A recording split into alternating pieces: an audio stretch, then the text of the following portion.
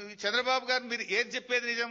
టీవీల ముందు వచ్చి నేను తెలంగాణ ప్రాజెక్టులు అడ్డుకోలేదు, గోదావరి ప్రాజెక్టులకు నేను వ్యతిరేకం కాదని చెప్పిన మాట నిజమా? ఈ లేఖలు నిజమా? ఈరోజు ఏ రకంగా జిఆర్ఎంబి ఎజెండాలు వచ్చిందండి?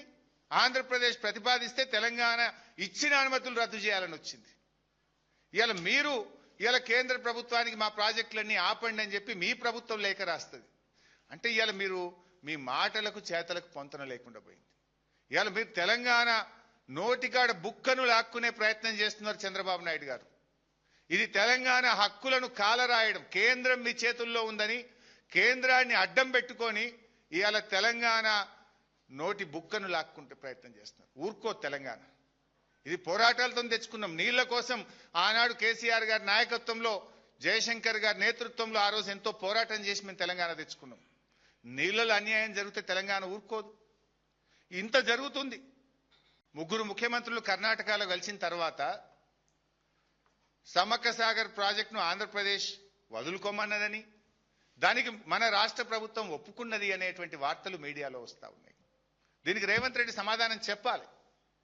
మీ ముగ్గురు ముఖ్యమంత్రుల మీటింగ్లో సమ్మక్క సాగర్కు 47 టీఎంసీల నీటి వాటాను, మన రాష్ట్ర వాటాను వదులుకోవడానికి మీరు ఒప్పుకున్నారా?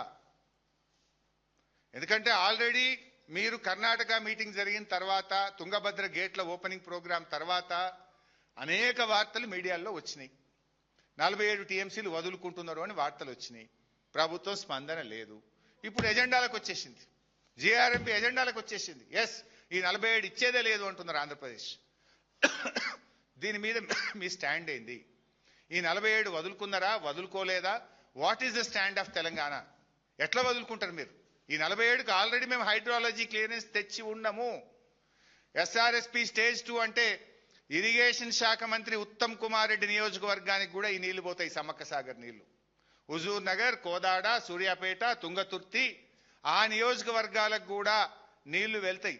నీళ్ల మంత్రి నియోజకవర్గానికే కిందికి నీళ్లు వస్తుంటే మరి పట్టి ఉంటుందా, పట్టి లేదా మీకు? Will you respond or not? How it, అది ఎట్లా వస్తుంది ఎజెండాలో? బీఆర్ఎస్ అనుమతి తెచ్చినాక అది ఇప్పుడు అనుమతులు ఇవ్వద్దని రద్దు చేయాలని ఎజెండాలోకి వస్తే నీళ్ల మంత్రి ఏం చేస్తుండు? మరి ముఖ్యమంత్రి నువ్వు లోపల ఏమైనా ఒప్పుకున్నావా, ఒప్పుకోలేదా? ఎక్కడి నుంచి ఇది ఎజెండాలు వచ్చింది? ఈ లీకులేంది? ఈ వార్తల మీద ప్రభుత్వం క్లారిటీ ఇవ్వాలి. సమ్మక్క సాగర్ అనుమతులు సాధించాలి. ఈ ఎజెండా రద్దు కావాలి. ఫస్ట్ ఆఫ్ ఆల్ పార్లమెంట్లో పోరాడాలి. మీరు ఎజెండా రద్దు కావాలి. దీని మీద వారం రోజులైంది.